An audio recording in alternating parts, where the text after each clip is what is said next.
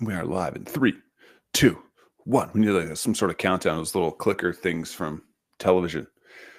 We are live now. So welcome everybody who's joined us. There's all sorts of dozens of people here now. Nice to see you. I'm Eric McKinnon. I'm the head of revenue here at Wynter, and I'm pleased to be joined by Jeff Rezabek, who's the director of product marketing at Workyard, which is a workforce management software trusted by like 50,000 construction and other tradespeople. It's really well used in the construction industry, I believe, is kind of the main focus.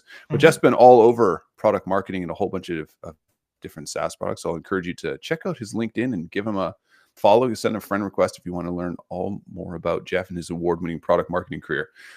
We are here to talk to you about, I think the landing page offered pitfalls of putting messaging to practical use. So we'll give you some pitfalls to avoid, but we also want to make sure that you walk away with how to put your messaging into practical use after you've developed it.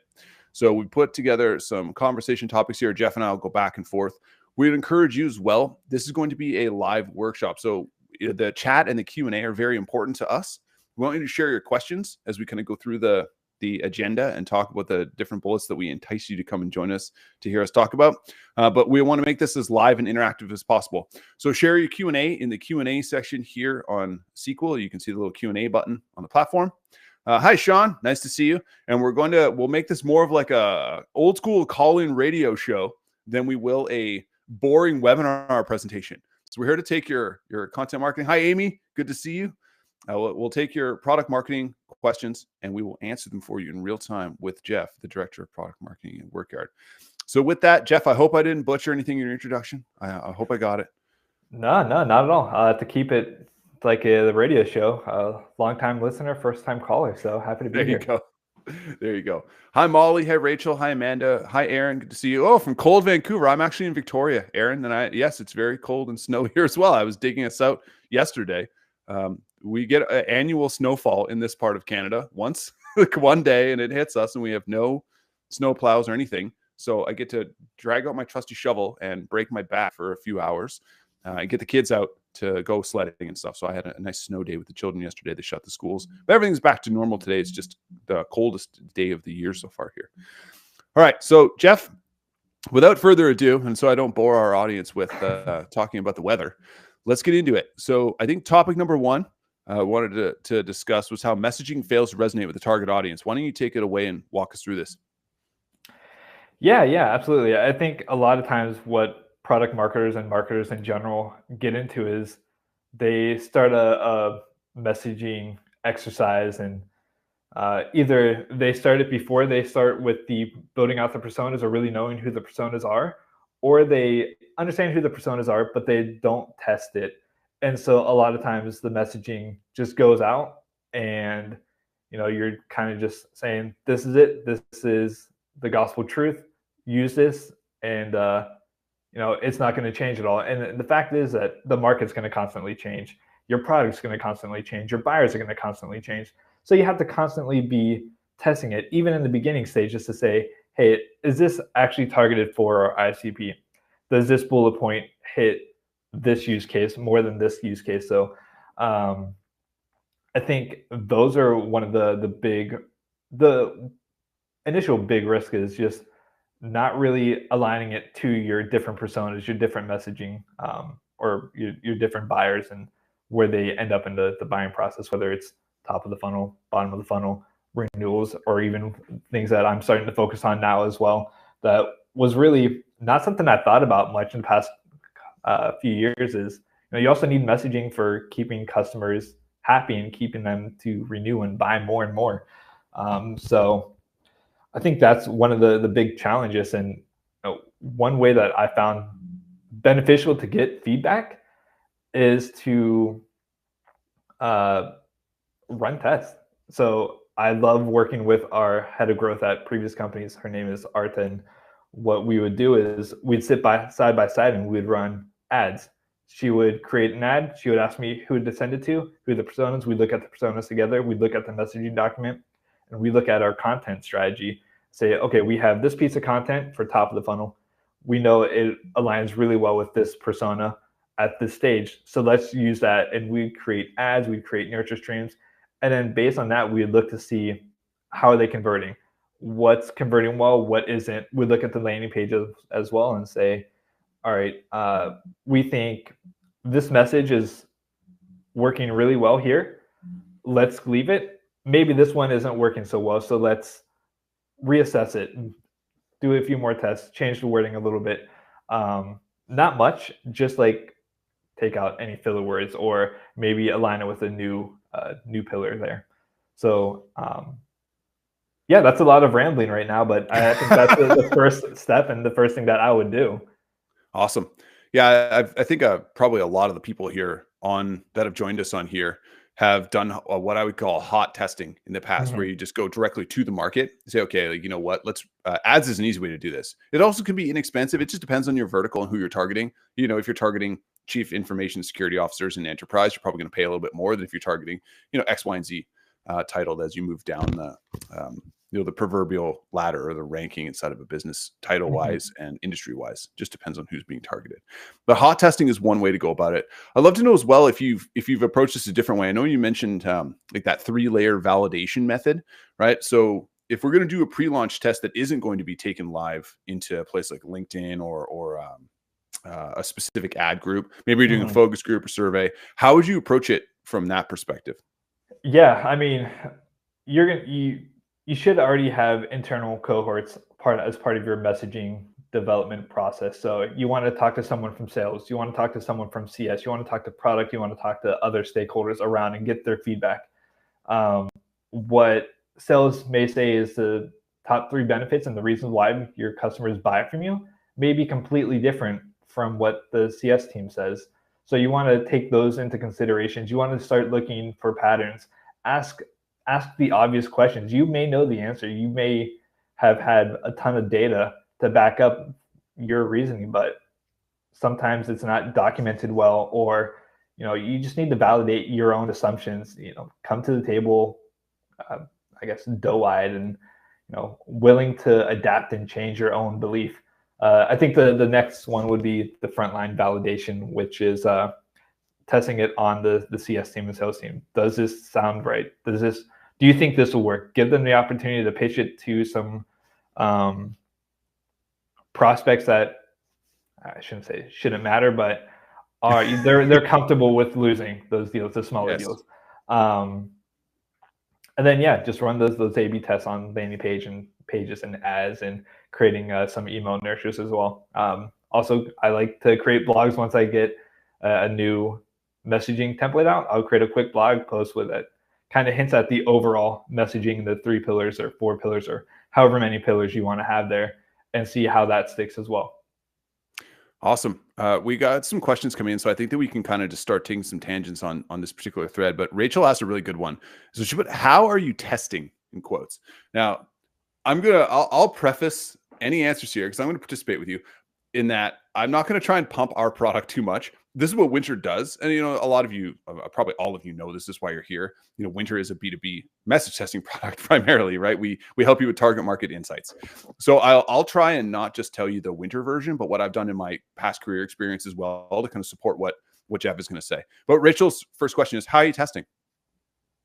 So the way that we tested in the past is what I mentioned earlier. I'd sit down with the head of growth. We'd create Google ads. We'd create LinkedIn ads. Okay. We'd basically take whoever the persona is that we want to, one segment of that. We create a pillar-based ad campaign for it, and we create a general overall messaging pillar ad campaign around it. And we just test to see how many views does it get, how many clicks. Of those clicks, how many are actually converting? And then we'd be able to adapt from there and say, this is working, this is not working, this is resonating, this isn't. And then we can adapt from there. And we can also take that to the sales team and say, hey, this target use case is really converting on this topic. Let's use move faster. That's a generic pillar, but you get the point. Yeah, absolutely. I've done the same, and I think I mentioned this, you know, this hot testing idea. So the kind of, if you want to scratch out a playbook in the sand right now, the first thing that I think Jeff pointed out is you've got to have some idea internally of what you want to test. So you sit down and say, okay, what are we going to test? What's our messaging that we want to try? You need a control, right? So there might be current messaging versus new messaging. If you look back, DocuSign last year, we had poked a lot of fun at them when they invented intelligent agreement management. We're going to go out with intelligent agreement management to market. I don't know who they tested that with. I thought it was just word salad and gibberish. But, if we had a control before, which is we make online document signing easier, and then we have our test, which is we're going to try and move to intelligent agreement management. Now you have the two things that you can compare. You have a before and after state, or the A and B. So you get those things put together, as Jeff mentioned. Now you can just take that to market, right? That's the only thing you need to change. And you can let the algorithms do some work for you. It's inexpensive. However, it's what I would call fuzzy. You can't guarantee that the messaging is the thing that is making the change. So, right. So you're also going to need to collect a lot of data.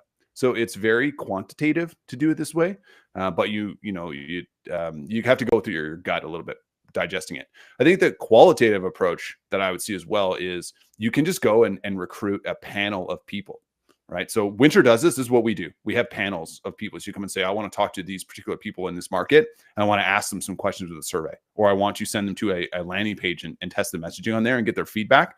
But you don't have to use Wynter for that. You can even use Wynter for free if you can go get your own panel. We just allow you to dump in your own audience, and you can just use our product to facilitate the gathering of this information. But you need to get a friendly group of people together. Some companies I've seen as well use and Jeff, you've probably seen this. They have like a customer advisory group or a focus group, and that what they'll do is they're in the industry. Do you have one at Workyard? Do you have like a construction folks that you use to tap into time to time? We definitely have our champions that we chat with on a recurring basis. Yeah, absolutely. It's not awesome. Like a standardized it's not formal, advisory board, but in the past organizations, yeah, absolutely. A little bit of a caveat there, like if they're a huge fan of you, they may not be as forthcoming with any negative feedback. Yeah, it's like asking your mom for feedback on your messaging. Right. And also may come with some strings attached. Yeah, I'll tell you how the messaging is, but we also need this feature for X, Y, Z. So gotta be aware of all that. Yeah, absolutely. So I think Rachel, the short of it is you need to find out what craft a hypothesis. We think that we're going to increase our conversions on this particular product page by changing our messaging from we help you sign documents to intelligent agreement management. We're going to measure that by conversions in the demo request form. And we're going to put this live, and we're going to measure for this period of time. If you approach it with like a scientific approach and run a test that way, I think you'll be able to get quite a bit out of it. If you want to speed it up, there are tools out there like ours that can help you with it. It's essentially just looking at it as like a mini campaign that you're putting together. You may not think about it as a whole messaging exercise, but it's no different than putting together a marketing campaign for maybe you're going to an event or something like that. Another question was from Amanda. So in testing, how big are your sample sizes? Are you worried about being statistically relevant? This is a great question. Thanks for asking. What do you think, Jeff? That is a good question. I kind of just left that up to the demand gen person to figure that out, and then she'd come back to me. Love to hear your thought on that. Here's what I can tell you about this, and I got to be real careful because I work here. So I'm going to tell you that I used to be a huge believer in statistical significance. The problem that I always had with it was reaching it. The challenge with reaching statistical significance in something you can, like a 95% confidence interval, if you're changing a small factor or you're testing one small thing, you might be able to get it. It depends on the size of your total audience and what size of group you're sampling from. So if you're sampling from every marketer in B2B SaaS, right, that the power that required to get that is going to be different than if you're sampling the chief information security officers from the Fortune 100. Right, you can power it differently. What I've come to learn over the past few years, though, is I get way more out of the qualitative insights when I do something like a message test or a survey than I do from the quantitative insights. So, here at Wynter, you can read all the answers. You run a survey, you read, 100 people, and you ask them 10 questions. You get 1,000 answers, and you can go through and all of that. You can have AI kind of summarize it for you or whatever it is. We provide an AI summary. You can chew on the data yourself with a download. And I find that reading that or analyzing or asking questions of those answers gives me much more than knowing that like 56% of people want to do something. It also depends on the test you're doing. So if you're doing a preference test, for example, you may want the numbers. But if you're doing like a insights gathering on, hey, we're trying to adjust our messaging on this page and we want to see how this fits our audience, they're probably going to tell you a little bit more. Would you agree, Jeff? You think, does that pass the sniff test with you? Yeah, I think so. I think at some point too, there's a too much information. If you're asking 1,000 people, that's going to be a lot more information than you really need. You may only need 100 or 25 or something like that. So figure out how much data you actually do need, and at what point it's going to be too much noise. Yeah. Another question from Sean on this topic, and it's a good one. So ahead of testing or launching, he's curious to hear how you get the right internal fingerprints on the core positioning or messaging or narrative development. So this is a rough process, right? How do you scratch it out and make sure that the right folks internally are the ones who are putting their finger on the scale? Yeah. So when you're starting the process, like I mentioned earlier, you want to meet with a bunch of different department heads, a bunch of different people to get them to collaborate with you and get their name on the project, because then it becomes part of their win as well. So then when it comes time to rolling it out, you can give them a scaled down version and give their teams a scaled down version of that messaging template. So typically what I like to do is I'll give them a 10-word messaging, a 25-word messaging, a 50-word messaging, a long one, and then the pillars, so they can all see at a glance. And it's basically like a little cheat sheet for them. And that helps them get on board if there's anything that changes. And then because they're part of the process of building out, they're going to go and make sure that their team is using it as well, and really become your champion on that side as well. And you have to keep enabling the team. You have to keep talking to them. You have to keep, it's not just a throw it over the wall and say, here you go, run with this. You got to chat with them, see what's working, what's not working.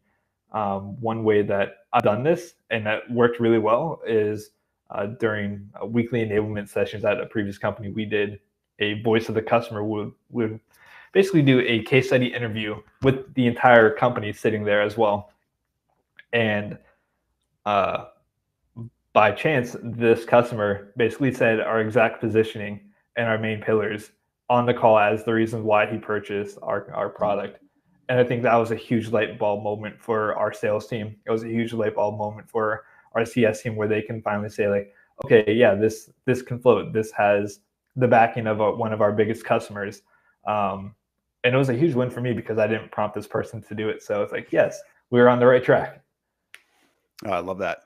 The only thing I would add, a couple of things. I love the point of including folks. It can be really tough. And I think there's probably, of the 100+ people in here, that you can feel that the marketing by committee is always a thing, right? Everyone wants to have their insight on the web page, content, and whatever. But I also am a subscriber that certainly to including others, because you don't want to make decisions that affect them without including them, because you won't have their buy-in, right? Mm-hmm. You at least if you ask them, even if they don't end up getting their way later on, you did include them in the process. So I think I love that, trying to get at least some consensus or some input from the rest of the team, mm-hmm. and include that in your process. For those who are interested in a kind of a deeper dive on some of this as well, right below the window you're watching is some previous Wynter workshops. And one of the last ones that we did with Chris Willix at Radish. He's a director of strategy at an agency. And one of the things he pointed out on this is part of the reason they encourage their customers to do this pre-work, their clients, is because it gives them, when they hear from the ICP directly and they gather this feedback and they produce work that's fueled by target customer insights, it gives them the ammunition they need to defend their work internally. So when they come back with new messaging, it's like, well, I don't love this. If they came to Jeff and said, I don't love how you're framing the time tracking software. Like, well, we went and talked to 100 foremen in construction companies that are our target buyers, and they approved that messaging. Actually, we crafted it with their insights. Mm-hmm. All of a sudden now it's like, oh, okay, well, that's the target market speaking, and that's who we're going to go try and close. So if you do this work and you're diligent with gathering this type of stuff, then you can make sure that you have a defensible position later on if people start to challenge your work. Have you come across that before in your career history? I've been fortunate to not get that much pushback. Nice on that. I think the reason is because I'm come with like citations and sources and link directly to like Kaya videos or other videos like that from prospects talking about it and doing the research there. So if you give them enough citations, odds are they're not going to look through it and they just kind of believe you.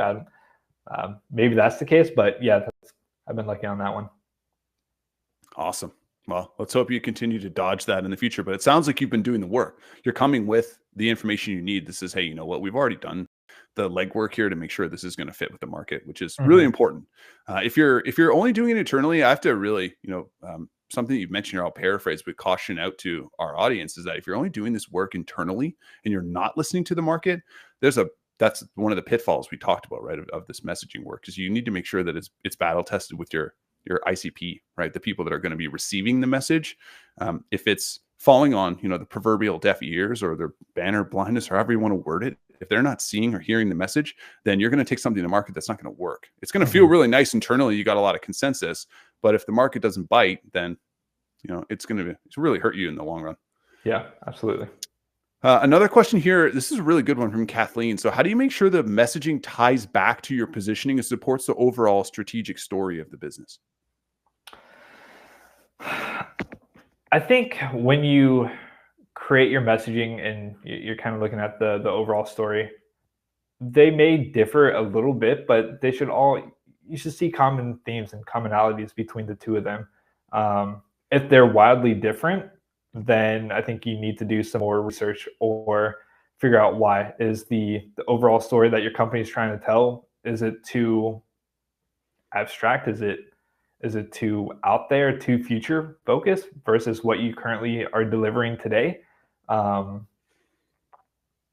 but for me, I feel like they should always be pretty pretty common. Like the themes are there.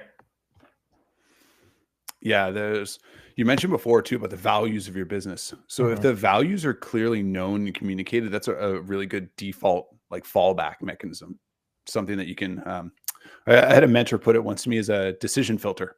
Right, these values are a decision filter for everything we do here, including the messaging and positioning of our business. It has to align to our company's values because that's what everyone came here to do. We all agree this is the work we're going to do, what we're going to bring to the market. Mm-hmm. So, if you're looking for a default, look at your company's values and make sure that your messaging and positioning are aligned to those.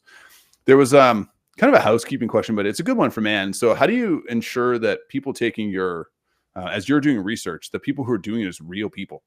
This is like a common question. I'm hearing this a lot more now, especially, working at Wynter. We get asked, like, how do you know these are not just someone dumping the questions into ChatGPT?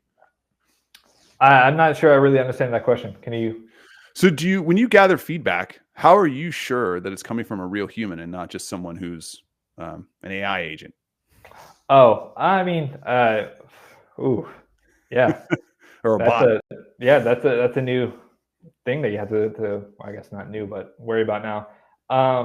Conversations. Have the conversations. Reach out to prospects. Reach out to people that are in your market on LinkedIn and just say, hey, I'm not trying to sell you anything, but I just want to have a quick conversation with you.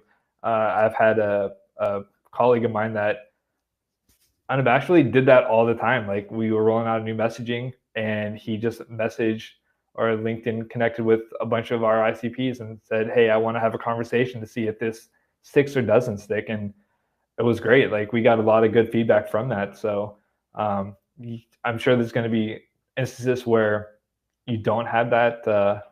You don't know for sure whether or not they are human, but just having conversations will help you out a lot. Give you that. Yeah, I agree. We obviously do this here at Wynter, and we have one-to-one interviews that you can, come and get from our audience to make sure it matches your ICP. If you wanted to try and roll your own on this, there's two ways that I've done in the past that I've find successful. So the first is, and you can do this manually with like a sales navigator account on LinkedIn, or you can use their conversation ads, but it's can I buy you lunch? Can I buy you lunch? So you find your ICP and just ask them, hey, can I buy you lunch? Right, I'll send you an Uber Eats gift card. I want to jump on a call with you for an hour and I want to ask you some questions. Right, I'm happy to, whatever, donate to your charity of choice or send you $100 gift card or whatever it is. However you feel like compensating folks, it just depends on the industry and who you're asking and the seniority of people you're asking. And I wouldn't sleep on people who are lower down in the rankings, but they're still doing the work because it might be hard to get that chief whatever you want to target to buy your software or services. But if you look further down, the availability opens up whether director or manager level, and they have a ton of insights because they're on the front lines. So that can I buy you lunch and just bring specific question set. Here at Wynter, we're doing the same thing. Like our whole team, no, I shouldn't say our whole, there's about 5 of us involved, but we're in the process of doing this right now. Calling up, just doing customer and target customer interviews. Right? How do you do positioning do? How do you do messaging work? How do you do X, Y, and Z? Tell us about how you use Wynter. Tell us whatever. So collect that information. The AI tools make it really easy to summarize it all now. Yeah, so that's one way to go about it. I think the other way to go about it is, and this one you want to work closely with your sales team, but somewhere you're not going to irritate anyone is farming closed lost deals. So the sales team, once they've lost a deal, they don't really tend to care, in my experience, if marketing goes after them. When you're going after stuff that's in the pipeline or bothering potential future customers, sales gets their hackles up a bit. But if you're going after deals that are lost, generally those people, after a cooling off period, they'll talk to you. And there were ones that you were trying to sell to, right? Your sales team actively had qualified them. So you want to hear from them. They're technically your target market. You want to activate them again in the future. So if you look at, over the past two years, where has sales lost a deal? And maybe we can get an introduction, or maybe those people will be willing to entertain a 30-minute conversation with us to gather the insights. And if you want to make it fast, just come to Wynter and you can buy it today. Okay. Eric, I like what you said about targeting different levels of seniority. Like for me, I always focus on who's the one that's going to be using this tool the most. And oftentimes they're not the ones that are the budget holders, but they're the champions. They're the ones that's researching a tool. They're feeling the pain the most. They're going to be the one that will benefit the most from using that as well. So that makes it a little bit easier to have those conversations because they are feeling that pain. And then if you're able to get some of those higher up department heads or higher up seniority to figure out, what will it take for you to open up your wallet? I think those are good conversations to have as well.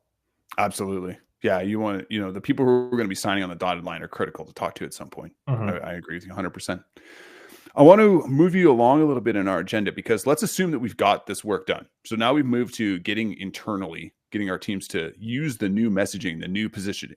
So, I'm sure in your experience, a lot of people here will have felt this as well. The team tends to default to the old or the comfortable, or, sales wants to use their mother slide deck that they've built over the last couple of years. But, you've done the work as a product marketer, as a marketing team, to mm-hmm. move the messaging forward. So how do you deal with the resistance you encounter to, prevent this thing from going off the rails once you've got new messaging positioning identified and you want to get these wins moving forward? Yeah, I mean, definitely don't give them the full PowerPoint deck or messaging Word doc. If it's anything like some of the messaging docs that I created in the past, they're 20, 25 pages long of just a bunch of stuff. But distill it. Give them a little cheat sheet of only the important things that they need to know and need to talk about. And it can be a different cheat sheet for sales. It can be a different one for sales, CS, your channel team, and your marketing team. Give them what they need to know to do the job efficiently, and trust that they will use it. Because when you distill it, when you make it simple, odds are they're more likely to use it. And then you just have to keep coming back to them, keep teaching them how to use it, asking them for their feedback on what's working, what's not, and being point blank like, hey, are you using this new messaging? And some will say yes, some will say no, and I guess follow up on that. The other is constant enablement. Bring it back to basically anything I did would align to the messaging. Any new product launch, the 3 pillars, it would have to fit into one of those 3 pillars or all of them. So over and over again, you're just constantly talking about it, and over time it starts to resonate with them. It starts to kind of drill it into their heads of, okay, this is a real thing. This is how we should talk about the product, because it's how marketing is talking about it. It's how CS is talking about it. If you have those department head champions, this is how they're talking about it as well. And like I said, also include those case studies. Bring in customers, bring in partners, bring in whomever to just talk about it as well, and see how it all aligns on that. So it's not just I mentioned earlier, it's not a throw it over the wall and hope it sticks. It's constant education. It's constant drilling it in their heads. It's constant making it familiar for them and making it easy for them to consume and send out as well. What sort of enablement resources or tools or training have you used in the past that you found successful and actually stick with sales teams? So I mentioned every enablement I would do, I would always try to align it to one of the 3 pillars or multiple pillars. I've also, something fun I've done in the past is I used a product tour. I created a product tour where I had the 1 pillar, kind of showed it how it aligned in this part of the feature, and then had a customer quote at the end of it as well to show like this is working, this is what it is. I've seen things like using pitch contests. I don't know. I'm not a huge fan of those. I always felt like it's kind of awkward and hard to do those, because if you're not talking to an actual customer, sometimes it doesn't feel real. I've also seen it where a salesperson was supposed to demo and pitch without an actual customer to show what the talk track would be, and it's difficult because you want to be able to pivot. You want to be able to align it to whatever those needs are. So those are things I would avoid. Well, personally, those are things that I would avoid, but I don't know if it's worked for anyone else. I can share from a demand gen and marketing perspective in my career that I've been surprised at some of the companies I've worked at where they don't have the sales teams doing things like, I wouldn't necessarily call them pitch competitions, but whether you want to call it internal role play or some sort of sales enablement like that, where they're doing it with their peers in a safe environment. So what I would have a picture of the sales team getting together as a group for an hour or two, or do a lunch every week, and 2 reps are responsible for pitching a product to the sales team and showing how they do it. Because it's a great way to learn how the elite are doing stuff, or how your peers are approaching a task differently, rather than having to watch their calls. Right? They're forced to do it in real time. So the way I've seen successfully do this with positioning and messaging, and as part of the enablement process, is force them to do that. Right? So, okay, here's how we're going to do this. Instead, you're going to pitch this product to the rest of the sales team, but here are your guardrails. You're going to be required to hit these points as part of the new messaging. So you mentioned the word drill. That drilling process, in my experience, is really important. They need reps, and salespeople tend to understand this in my experience. So if you're a marketer and you're trying to get sales to adopt this positioning and messaging, they need sets and reps, because that's what they're accustomed to doing. Think about the last time you gave them positioning and messaging. Since then, how many times have they used it? Hundreds? Thousands? I mean, that stuff's baked into their sales DNA right now. And as marketers, we're asking them to make a pretty significant change in their process.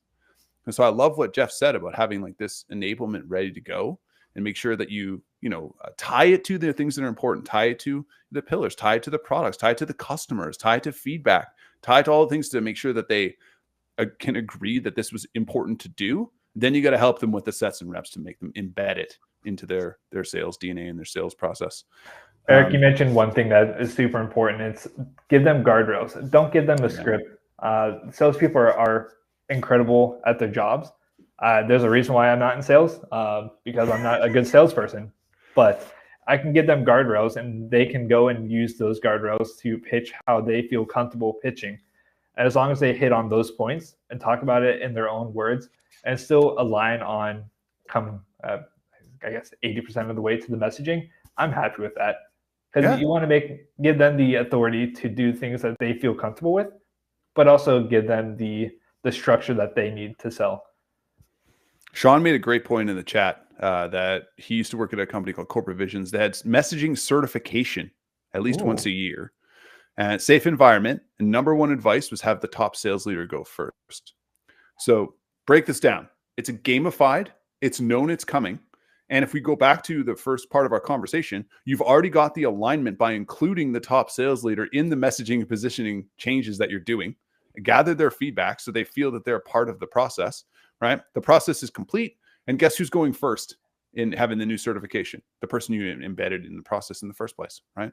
So if you work cross-functioning with your team, have them be part of the whole work that you're doing, they're going to be more than happy to do exactly what Sean said, which said lead the troops as you move into this new era of messaging positioning. I love that. Thanks for sharing, Sean. I love that amazing. Too. And I'm going to reach out to you and, unpack that a little bit more. I want to chat and see how it's, how you did and how you set it up and how you use it. Yeah, there you go.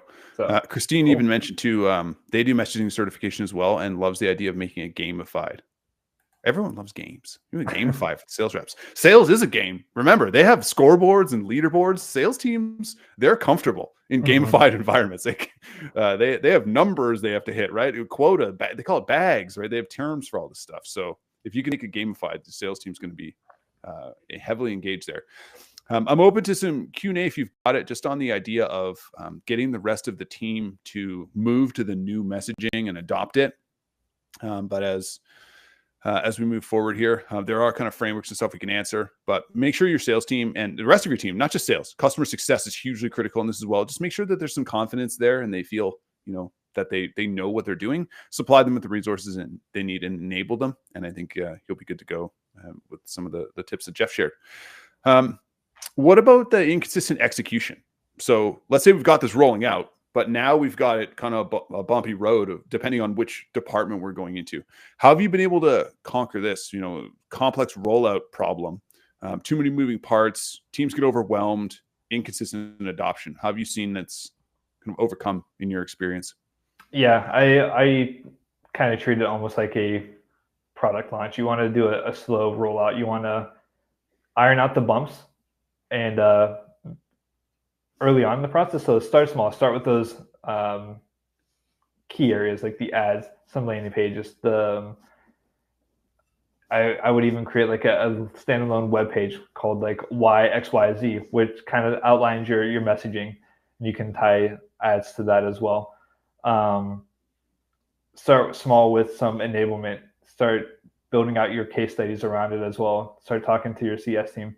So you want to start small. You want to figure out what's working, what's not. You want to pivot quickly because once you do a mass rollout, it's hard to go back and change what you've already told the sales team, right? Because or the CS team or your market, because they already have the idea in your mind if it needs to change wildly. Hopefully you've done enough research where it shouldn't change too drastically, but sometimes it does. Sometimes you're off the mark just a little bit, or you're too hyper focused on one pillar when it is in fact a different pillar.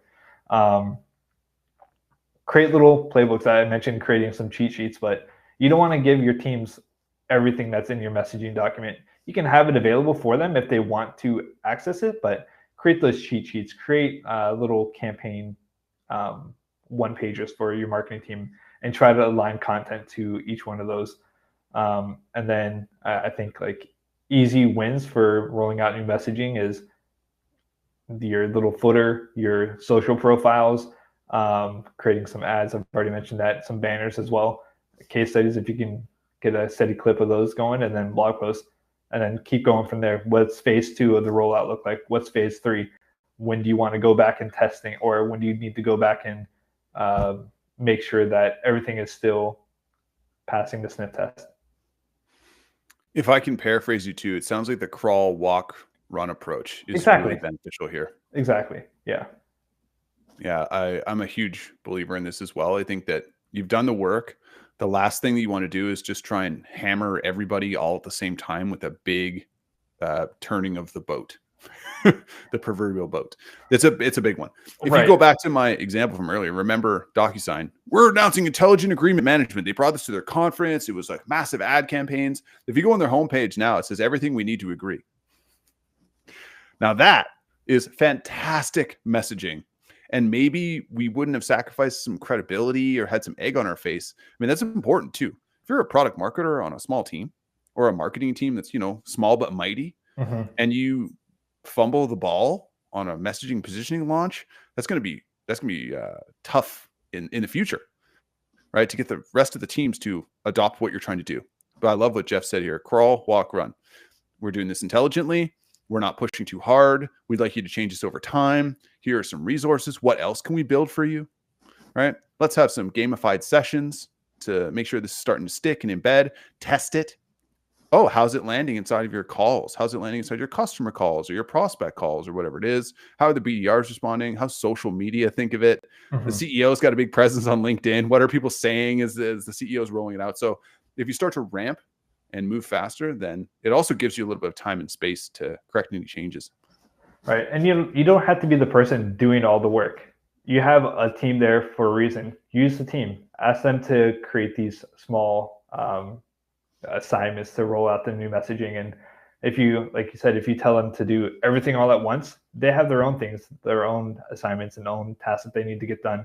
And that's going to be overburdening to them. They're going to maybe get to it, but start small. Say, hey, can you change this messaging on LinkedIn profile? Or can you create an email campaign on this?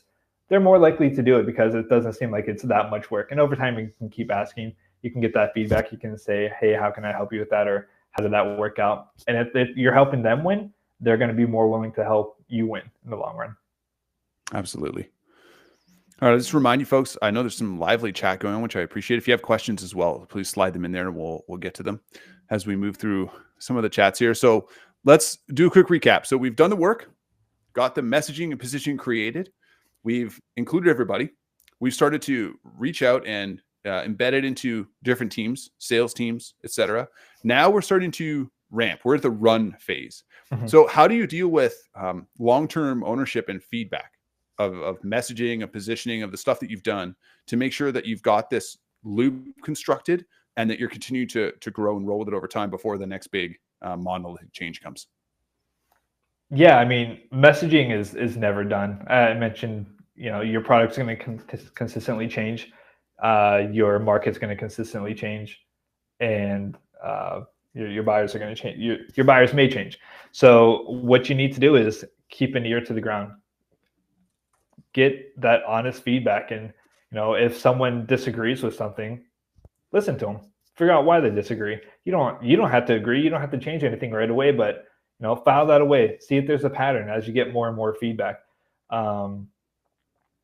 Keep listening to calls to see if prospects are no longer saying this one thing that used to be so pivotal for your product.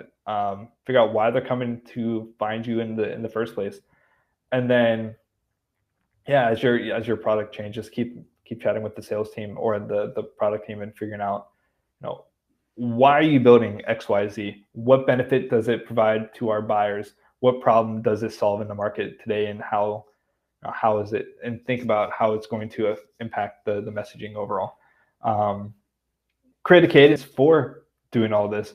You don't have to do it every single day, but if you have a block on your calendar for 1 week out of a quarter to just go and do all that deep work, that could be helpful, as long as you have something set up to where you're gathering that feedback. You're looking for ways to improve, to edit, to change, to verify your thoughts and the messaging. I think that's the way you create change and stay on top of everything.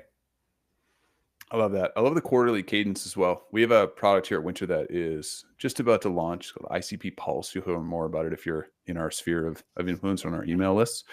And what it does is it surveys your ICP group quarterly and asks them a question set that then tracks the change of it over time.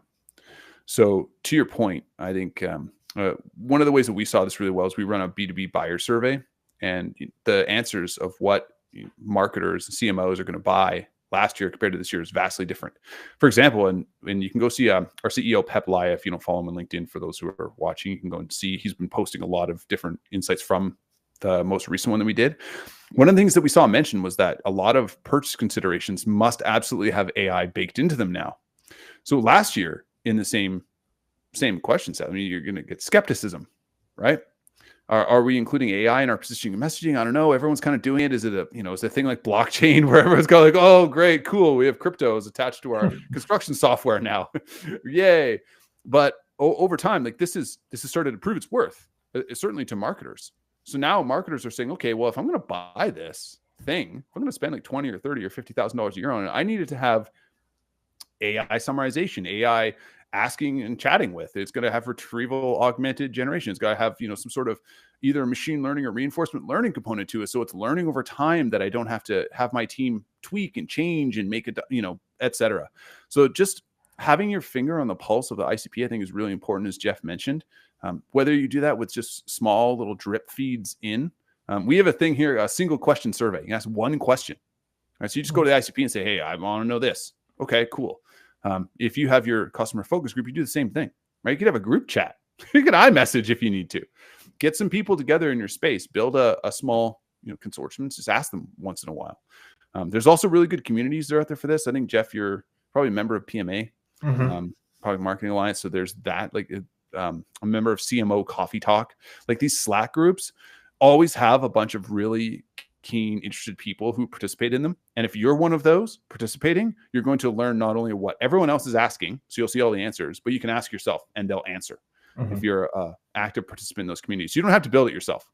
there's tools and resources out there you can access. What else have you seen in your experience? Reddit. Using Reddit is phenomenal. Like you get a lot of good feedback, not even feedback, just crawling through different channels in that for that target your ICP. Like there's one for construction called HVAC. I read through it, and a lot of times you can see exactly those pains, and people are searching for solutions saying, hey, we need time cards. We're using paper-based time cards. Well, I'm using work cards, for example. We're using paper-based time cards right now. Is there a better way to do it? It's painful because of X, Y, Z. And that's validation right there. And even though there's a ton of those out there, people are still asking that question. So we know that paper-based time cards are still a pain, and they're looking for accuracy. They're looking for something simple that and reliable that their end users their employees will use, but still give their admins the exact time that they need to do their job as well. So using Reddit is also another good channel to I love that. I'll also toss in review sites. I think it's a great place to be watching. It's a little bit challenging. If you've got development resources, you can have your teams like code up a tool that just scrapes your category or something, because you'd have to monitor like every different company and see all the new reviews coming in. It's not easy. But people share a lot about their current pains and challenges when they write a thoughtful review of a product or service. And if you're seeing the ones that are coming in now, you can compare them to the ones that came in a year ago. It's like, oh, you know what? The time card problem is solved. Now what they're dealing with is X, Y, and Z. That's the current hot topic, hot button issue for this group. So let's go and solve that need, or adjust our messaging so we're using the voice of the target customer, right? So we're speaking in the words that they're using, which is great. I saved a couple of questions in the Q&A because I knew this part was coming. So Rachel asked earlier, how often are you updating and changing your messaging? We just talked about that, but do you have like your own cadence that you found reliable, quarterly, annually? I definitely try to listen to, I set up the quarterly cadence to listen to everything to see what does need to change. Just because it's a quarter doesn't mean I'm going to change the messaging at all, but I think you want to at least give enough time to test it out, to get some data behind, is this working, is this not? So the first month you're going to be doing ads, and you may make some refinements on those ads or those landing pages or sales conversations based on that data. You're not going to change it drastically. It's still going to resemble the messaging that you put out, and then the next month you would do it again and change it a little bit more. I don't think it's and then finally the last week or month is really where of the quarter is where you're really saying, is this working? Is this not working? Do we need to revert back to our old messaging, or do we need to continue to scale forward and keep putting more dollars behind this into current messaging and effort behind this current messaging because it's working? So I would at least give it a quarter for the full on messaging, but obviously know that there's going to be some minor tweaks throughout the quarter. Yeah, I love that. And keep it in mind as well, the stuff we talked about before about the knock-on effects, especially on the humans, of adjusting messaging, right? There's people that have the current messaging embedded. You're going to have to pry phrases or language out of them and stick in new ones. That could be challenging to install, right? So like installing a new play in your playbook, you've got to get those repetitions over and over before it's going to stick and roll off the tongue. Changing, even changing pricing can be challenging. It's not even really a messaging change, but just keep in mind that there's other changes at work inside your business. I love the quarterly cadence, as Jeff mentioned. I'll also share that there needs to be a bit of rigor behind this. If you've listened to what Jeff's been saying this whole time, like there's processes involved. There's playbooks that you're going to want to build and run. They're going to be specific to your business. You might not have the resources necessary to change the website every quarter. You just don't have the copywriters, the graphic design, whatever it is. You might be a small team of a couple people, or maybe it's just you as a product marketer. So you don't have the leverage inside of your business to get the changes done that you feel are necessary. So build that internal R&D, messaging R&D cycle where you craft hypotheses, you challenge them, you get the data necessary, you back your decisions, and then you push forward the ones that are important and you drop the ones that don't work. Those experiments will prove really well for you. And if you can find a way to do them that fits your team size and where you are in the market, your budget, all of those things, then makes it much easier. But I'm sure, Jeff, you've seen that as well, when making this a process is important. Oh yeah, absolutely. And I think if you include some of those higher ups or executives in the process of building it out, you're going to avoid that knee-jerk reaction of 1 month of or 1 week of testing new messaging and you're not getting the leads in and they want to revert back to the old messaging immediately. I think if you built up that collaboration, that collaborative process with them, and they had a stake in it as well, they're going to be more apt to letting it run a little bit longer than if not. Yeah, I agree. If you're surfacing insights to them as well, like, think about how you can be an asset to those leaders. Maybe it's the sales leader and you come to them and every week and say, hey, I reviewed all the recorded sales calls last week. And we heard the prospects say this term a lot. Mm-hmm. Right. So that's something we're going to take a look at in our messaging here, but I wanted you to pass this along to you so that you can let the sales team know. That's hugely valuable because remember, they have goals they're trying to accomplish. If you can help them accomplish their goals, we need the sales team to hit their quota faster. Well, what we found on the sales calls, actually, they're not talking about this, but most of the buyers are mentioning that. Mm-hmm. Oh, thanks a lot. It's not some monolithic change, but that is messaging moving forward, and you're helping to enable that. So appreciate that. There was a question from Maysan as well that's kind of, I think actually, I think we covered this because it was about the bringing messaging for different audiences, but aligning everything to the big strategic umbrella. And I think that the reason I say this for this part of, but just talking the long term of messaging is where we're at now is we've done our, if we've walked through the process, we've done our monolithic changes and we're trying to get, feedback and revisions as we build towards the next big cycle. Mm-hmm. And how do we make sure that if we add a new ICP or a new audience or sales adopts a different target, how do we align and tie that messaging back to the big strategic umbrella without causing the confusion internally? I mean, if you're adding a new ICP, if you're adding a new product, if you're going up market, you may very well have to completely change your messaging. You have to listen to the market. You have to listen to what's being developed and figure out, is that going to require that change? Sometimes it does, sometimes it doesn't, but that should be part of the overall strategy going into building those out. And that should be part of the go-to-market process as well. Like I mentioned, your messaging isn't going to be concrete. It shouldn't be there for the lifetime of the company. It should change and adapt as new products come out, as new buyers become interested, as you go up market, down market, wherever you go. So yeah, just be willing to adapt and put in the work. It's kind of a non-answer, but yeah. No, I think that I think it is a pretty good answer. Like if, when I looked at your company website, Workyard, there's overarching themes that I get a sense are relevant to a construction worker versus someone else in the field. Mm-hmm. Things like time savings, right? Financial, not cutting costs necessarily, but being kind of diligent with profitability is Mm-hmm. another one. So I think for all the ICPs your product is going to service, there are some things that are consistent. Right? You need to identify what those are. Maybe they're part of the values of your business, or maybe they're part of the core offering of your product. And that'll be part of the messaging. Okay, we know that in the field, pretty much everybody we service, they're going to care about saving time because time is a huge value. It's more than valuable than anything. Okay, good. Let's make sure that we include time savings as part of the messaging for the new ICP. Mm-hmm. Box checked. But then if it's construction versus, lawn maintenance or something like that, well, how are we saving time? It's vastly different. What is the product going to do to help them save the time? Probably different things. So now you're getting to that ICP specific, and that's where the stuff from the beginning of this we talked about, as Jeff mentioned, all the information gathering is really important, right? Talking to the people who are currently servicing, like the sales team or customer success, or if it's a net new ICP, then you got to go do the legwork and the research. Yeah, I think exactly. You can try to find those themes and see how they align to the existing themes, but also don't force it in. Don't force a theme if it's not there, or if it really fits into something else. You just have to be open to those changes. And I think most product marketers and marketers in general are open to change. I think that's what brought us into marketing is the fast movement of it. Yeah, I agree.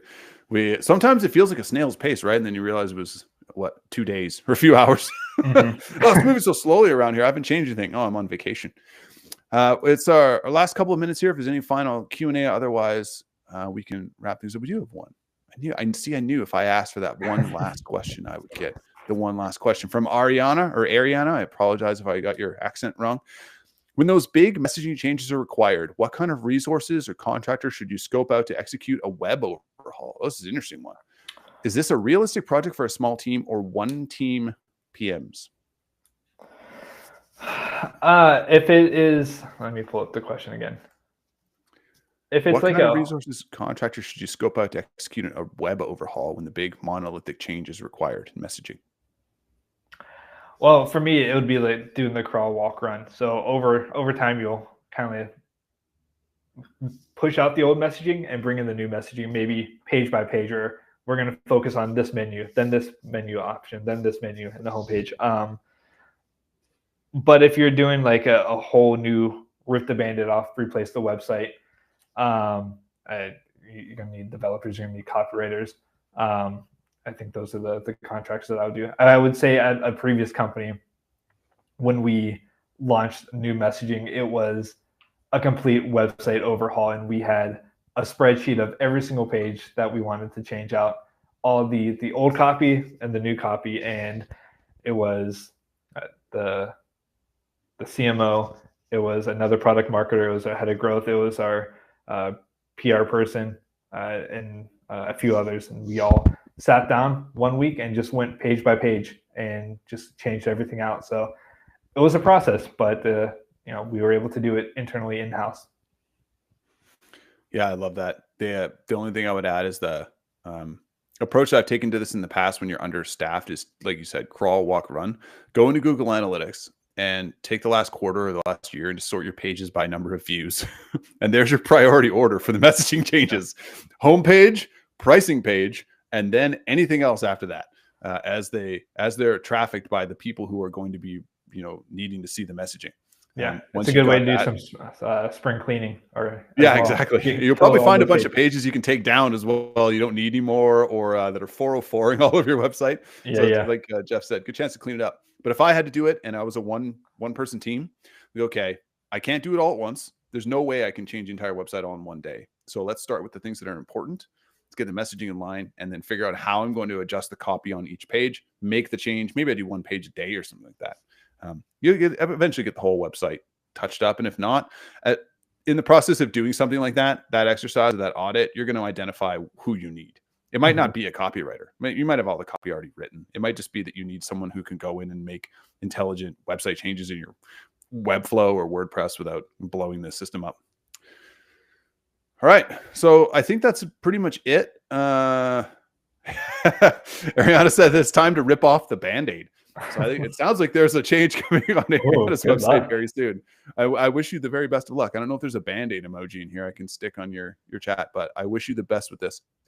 Thanks, Jeff. It's been a great session. I appreciate it. I hope we covered a lot of how to adjust and move, gather insights and change messaging, positioning, make it stick with your team and keeping them involved in the process, having everyone aligned.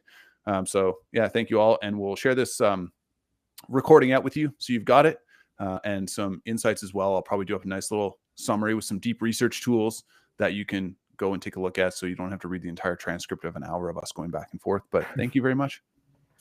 Thank you. Great, Jeff. Appreciate it. Bye, everyone.